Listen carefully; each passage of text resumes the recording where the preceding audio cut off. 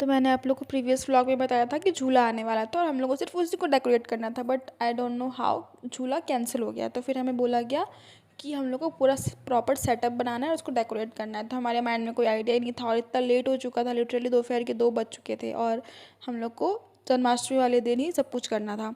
तो हमने सोचा चलो कुछ तो करते हैं। तो मैंने बोला अपने दीदी भैया को कि राधे लिखने के लिए, और उन्होंने इतना अच्छा राधे लिखा था, इतना हंसी आ रहा था।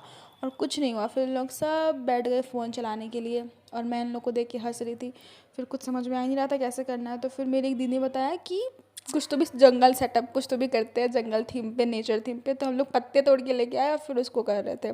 फिर पता नहीं कैसे तो क्या क्या हमने किया और वो इतना अच्छा टर्न आउट हुआ डेकोरेशन। फिर हमने डेकोरेट करके फिर उसके बाद हमने भगवान का अभिषेक किया।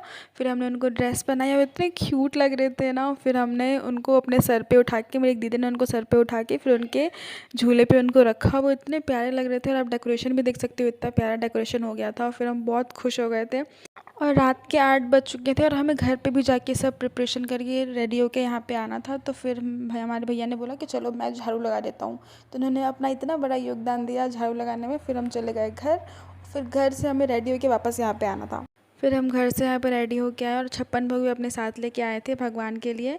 फिर यहाँ पे कीर्तन भजन भी स्टार्ट हो चुका था और इतना मज़ा आ रहा था। कीर्तन भजन में तो, सत्संग में तो अलग ही मज़ा आता है। और यहाँ पे छोटे छोटे बच्चे जो थे वो लड्डू गोपाल बन के आए थे, कृष्णा बन के आए थे, जो इतने क्यूट लग रहे थे। यहाँ पे उनको देख के एकदम दिल खुश हो गया था।